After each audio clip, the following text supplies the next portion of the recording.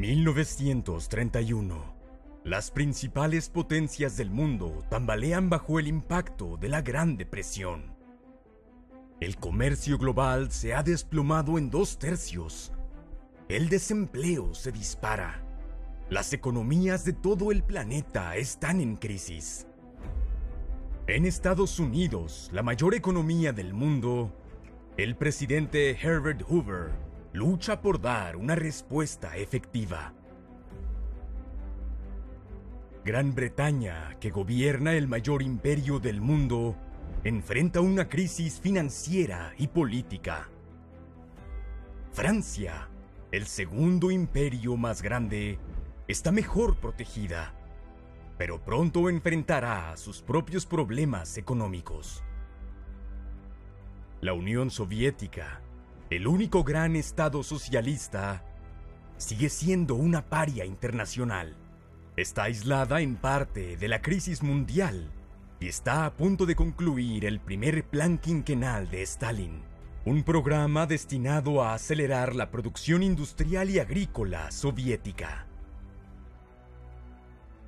En Asia, China se libra de lo peor de la depresión, pero enfrenta sus propias tragedias.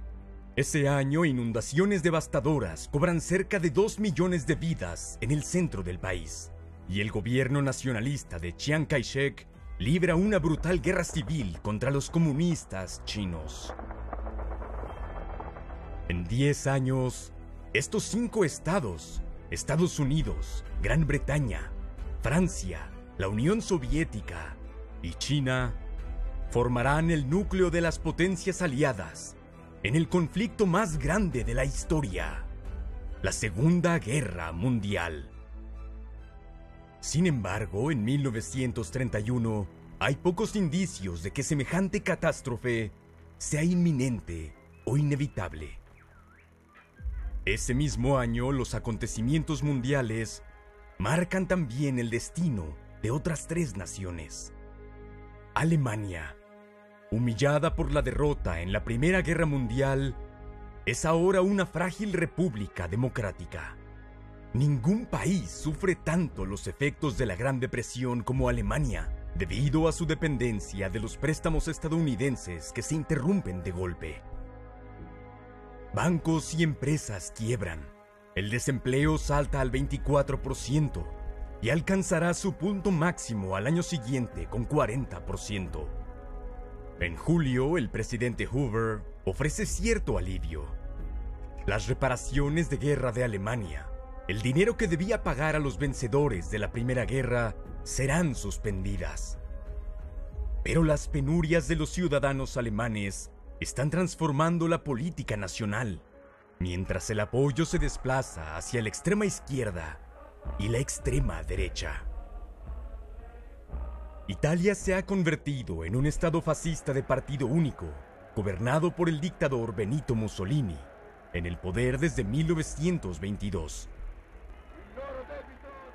Italia también sufre la depresión, aunque la fuerte intervención estatal mitiga parte del impacto.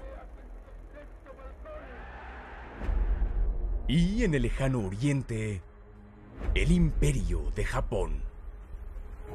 Aquí el golpe de la depresión no es tan grave, pero dentro de esta democracia mixta crecen señales alarmantes de extremismo político y de militarismo. En 9 años, estos 3 estados, Alemania, Italia y Japón, formarán una alianza militar conocida como el Eje. Todas tienen algo en común. Alemania, unificada en 1870. Italia, unificada en 1861. Japón, un antiguo estado reinventado por la restauración Meiji de 1868. En términos históricos, son naciones jóvenes, y todas se sienten tratadas con injusticia por el acuerdo de paz de la Primera Guerra Mundial. En ellas crece la exigencia de obtener lo que las potencias más antiguas ya poseen y lo que se les ha negado: imperio.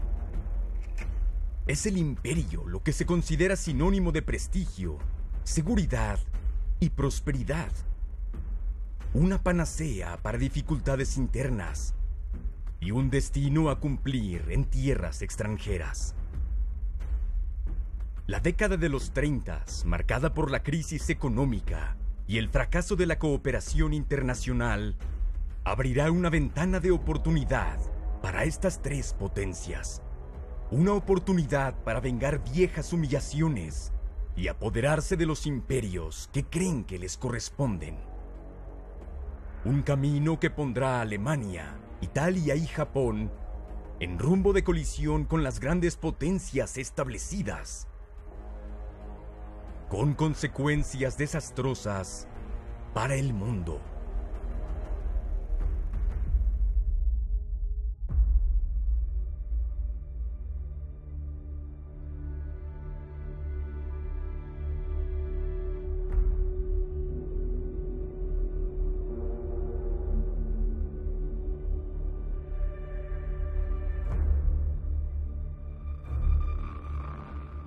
La primera gran crisis internacional de los 30 estalla en Manchuria, al noroeste de China. Los nacionalistas japoneses ven a China como el escenario natural de su expansión imperial. Y Japón lleva años extendiendo su influencia en la región. Ya existe una gran fuerza militar japonesa estacionada en Dalian, conocida como el Ejército de Kwantung. Ahora oficiales nacionalistas de ese ejército deciden forzar la mano de su propio gobierno. Actuando por iniciativa propia, hacen estallar un tramo del ferrocarril japonés. Una operación de falsa bandera que será conocida como el incidente de Mukden. El ejército de Kwantung lo usa como pretexto para invadir Manchuria. Las tropas chinas locales no pueden enfrentarse a las modernas fuerzas japonesas, y el presidente Chiang Kai-shek está más concentrado en combatir a sus enemigos comunistas en el sur. En 3 meses, los japoneses conquistan gran parte de Manchuria y la convierten en su estado títere, Manchukuo. El pueblo japonés está exultante. El país se ha contagiado de la fiebre de guerra. Pero las potencias occidentales están indignadas. El ataque de Japón es una flagrante violación del pacto Kellogg-Briand. Este pacto, firmado 3 años atrás, comprometía a sus signatarios, incluido Japón, a renunciar a la guerra como herramienta de política nacional. La Sociedad de Naciones, el organismo internacional encargado de preservar la paz mundial, se reúne de urgencia en Ginebra. Pero Japón es uno de los 4 miembros permanentes del Consejo de la Sociedad, y en vez de condenar el ataque, decide enviar una comisión para investigar. Semanas después estallan nuevos combates en Shanghái. Pero queda claro que las potencias occidentales, distraídas por la crisis económica, no irán a la guerra por China. Su inacción no pasa desapercibida para los observadores del mundo entero.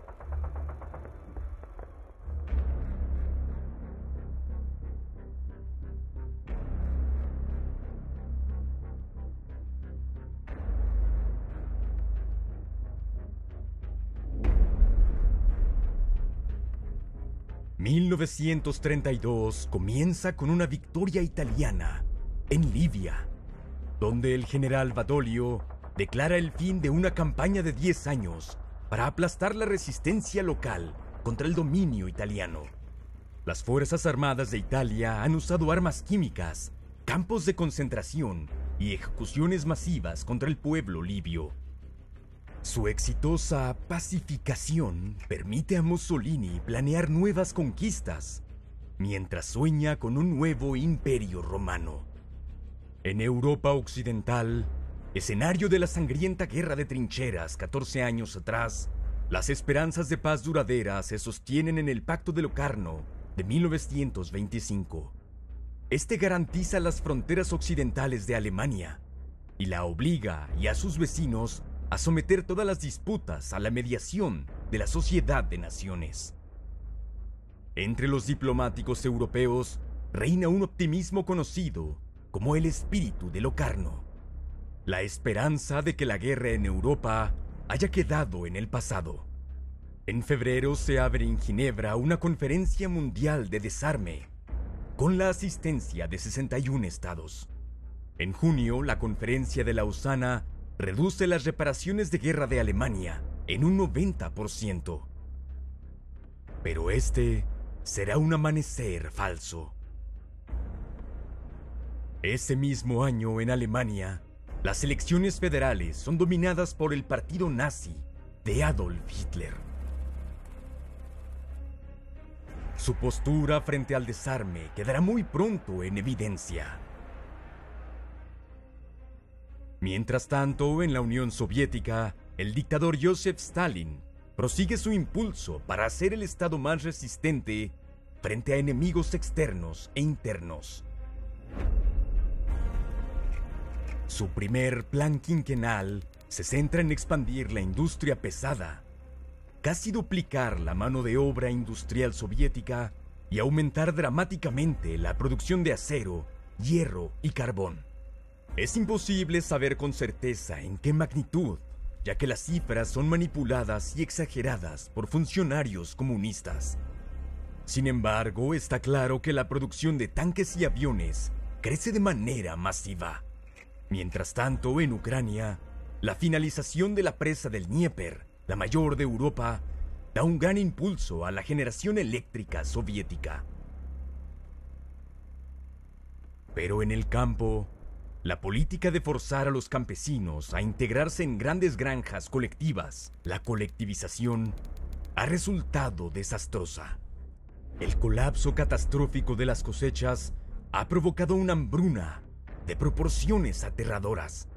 El número total de muertos en 4 años se estima entre 6 y 9 millones de personas.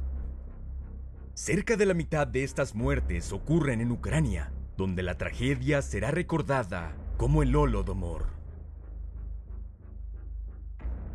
Kazajstán también sufre duramente. Las autoridades soviéticas hacen todo lo posible por ocultar la espantosa verdad de lo que está ocurriendo. En España, donde el año anterior se había proclamado la Segunda República, el primer ministro Manuel Azaña aplica profundas reformas para modernizar al país y recortar la influencia de la Iglesia Católica. Estas medidas despiertan la feroz oposición de los conservadores. En la vecina Portugal, ese mismo verano, Antonio de Oliveira Salazar es nombrado primer ministro. Más tarde establecerá un régimen autoritario, el Estado Novo, que gobernará hasta 1968. En Medio Oriente, el Reino de Irak obtiene plena independencia del dominio británico y es admitido en la Sociedad de Naciones. En Japón, el asalto del nacionalismo militarista contra la democracia da un nuevo paso. En febrero fracasa una conspiración para eliminar a las principales figuras liberales del país. Pero en mayo, un grupo de jóvenes oficiales navales asesina a tiros al primer ministro Inukai Tsuyoshi. En Estados Unidos, las elecciones presidenciales de 1932 son ganadas por Franklin D. Roosevelt, del Partido Demócrata. Para combatir los efectos de la Gran Depresión, promete un nuevo trato para el pueblo estadounidense. Solo un necio optimista puede negar las oscuras realidades del momento, declarará en su investidura. Esta nación exige acción, y acción inmediata.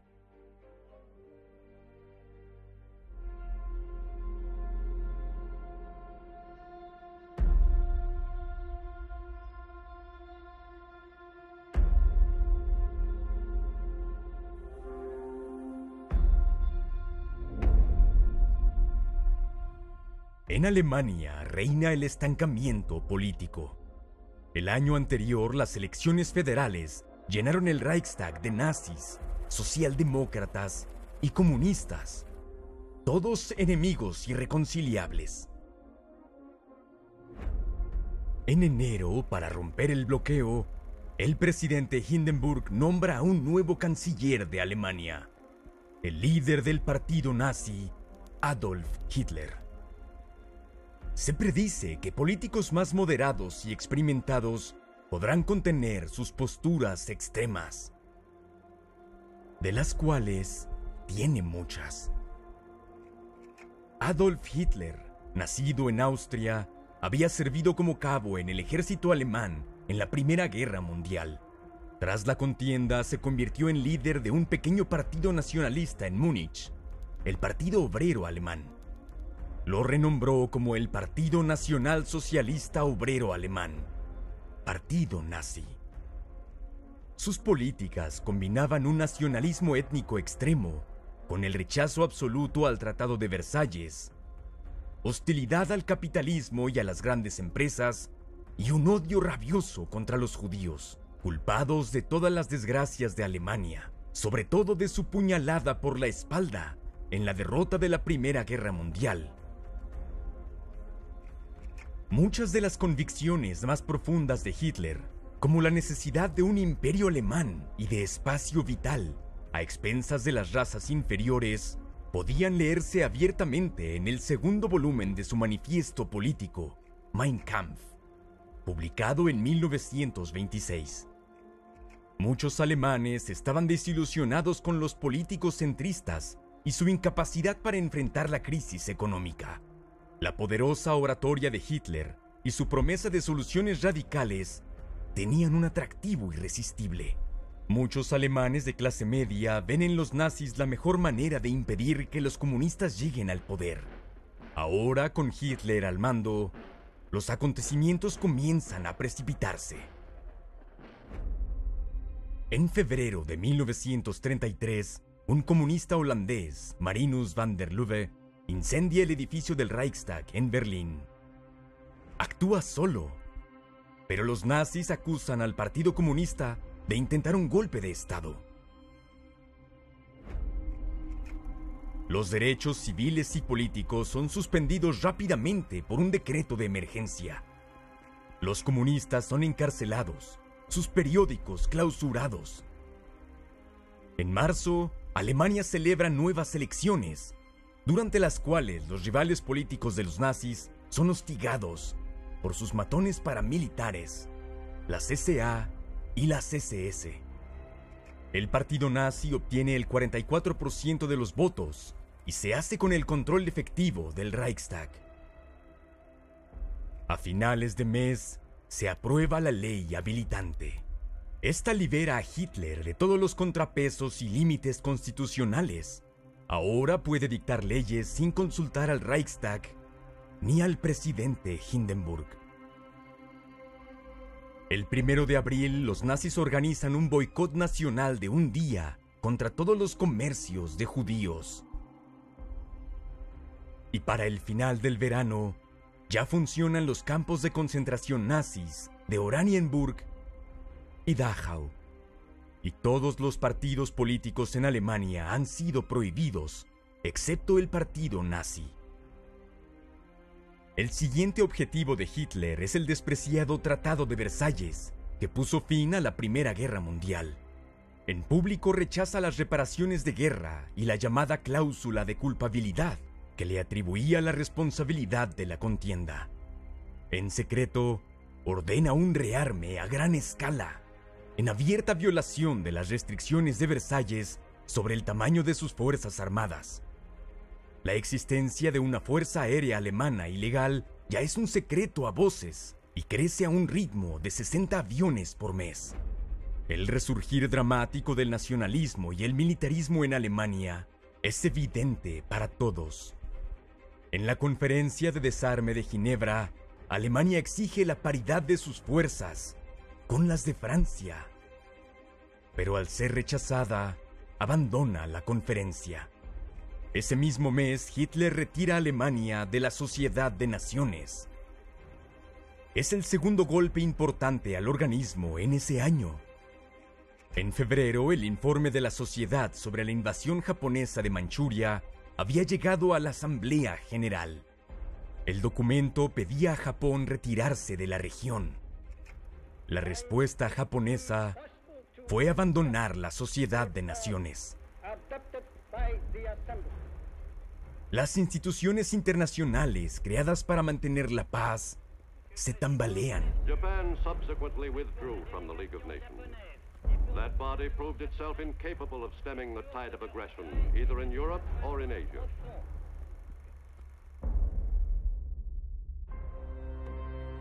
Algunos diplomáticos extranjeros se toman el tiempo de leer el manifiesto de Hitler, Mein Kampf. Algunos lo descartan como divagaciones incoherentes, pero otros sienten una profunda alarma.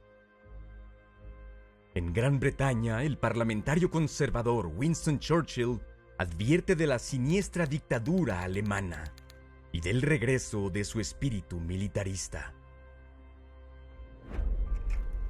Pero a inicios de los años 30, ni en Gran Bretaña ni en Francia hay voluntad de enfrentarse.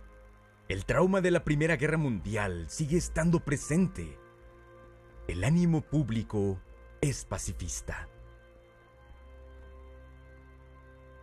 En Gran Bretaña, hay quienes se preguntan si el Tratado de Versalles no había sido demasiado duro. Tal vez algunas de las exigencias de Hitler no sean irracionales.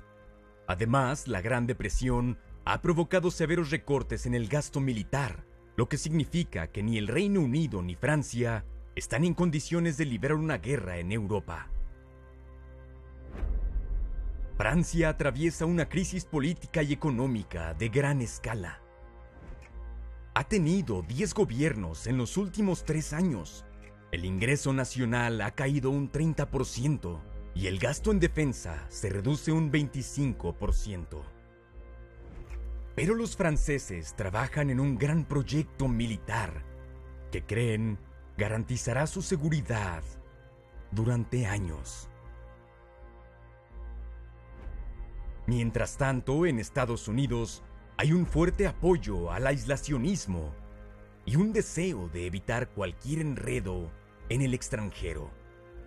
Estados Unidos no es miembro de la Sociedad de Naciones y con un desempleo del 25%, Roosevelt está completamente concentrado en la política interna.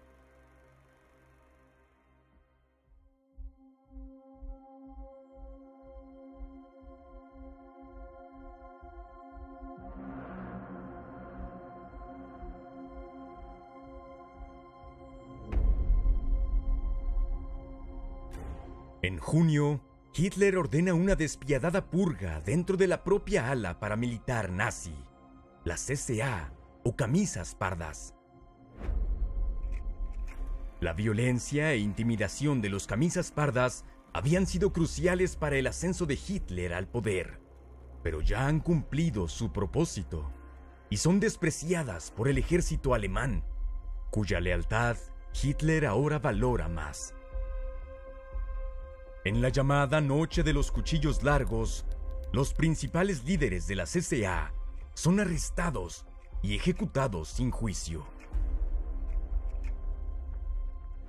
Desde 1932, Austria es un estado de partido único de derecha, dirigido por el canciller Engelbert Dollfuss. Considera a los nazis como rivales peligrosos y ha prohibido el partido en Austria. En julio de 1934, los nazis austriacos asesinan a Dollfuss como parte de un intento de golpe destinado a allanar el camino para la unificación con Alemania, el Anschluss. Esperaban el apoyo de Hitler, pero Mussolini tiene otras ideas. Considera a Austria como un importante estado colchón entre Italia y la renaciente Alemania de Hitler. Así que envía tropas italianas al paso de Brennero en la frontera austriaca, amenazando con intervenir si Hitler anexiona Austria. Las fuerzas armadas alemanas siguen siendo débiles. Hitler se ve obligado a retroceder. La conspiración nazi en Austria fracasa. En agosto de 1934, el presidente alemán Paul von Hindenburg, de 86 años, fallece. Como héroe de guerra y estadista, recibe un pomposo funeral de Estado. La autoridad y conservadurismo de Hindenburg habían actuado como un freno limitando las acciones de Hitler. Pero ya no más. Hitler se apresura a abolir el cargo de presidente. Ahora ejercerá sus poderes en su nuevo papel como Führer del Estado y del pueblo alemán. El 20 de agosto, una nueva ley obliga a todos los oficiales militares y funcionarios públicos alemanes a prestar un juramento de lealtad personal a Hitler. Ese octubre, el rey Alejandro I de Yugoslavia realiza una visita de Estado a Francia. Alejandro es considerado una figura clave de unidad para el joven Estado yugoslavo, pero a su llegada a Marsella, es asesinado por un nacionalista búlgaro.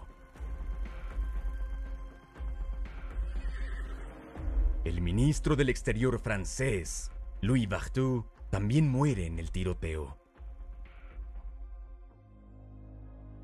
Ese otoño, Reino Unido se entera de que el ejército alemán ya cuenta con 300.000 soldados, 3 veces lo permitido por el Tratado de Versalles. Alemania tiene además planes de expansión y mecanización. Comienzan entonces tímidos pasos británicos hacia el rearme, con el compromiso de ampliar la Royal Air Force en 40 escuadrones en 4 años. En diciembre llega otro golpe a los intentos de limitar el rearme mundial, cuando Japón anuncia que no renovará el Tratado Naval de Washington. Firmado en 1922, el tratado fijaba el tamaño de las flotas británica, estadounidense y japonesa en proporción de 5 a 5 a 3. Esto se interpreta ahora como un insulto al estatus de Japón como gran potencia. Aunque un oficial naval japonés señalaba que el tratado habría beneficiado a Japón, dado el mayor potencial industrial militar de Estados Unidos. Ese oficial es nada menos que el contraalmirante Isoroku Yamamoto, el artífice del ataque a Pearl Harbor. Si el video te gustó, no olvides compartirlo, darle like y suscribirte a Historia Épica. Un enorme agradecimiento a nuestro consultor, el historiador de la Segunda Guerra Mundial y profesor Richard Orvery, de la Universidad de Exeter. Gracias a los patrocinadores de Patreon que hacen posible este canal. Y ahora tú también puedes ser parte de nuestras filas al unirte como miembro del canal, en nivel Pequeño Cabo. Estos miembros obtienen insignias de lealtad, emojis personalizados y acceso previo a nuevos videos.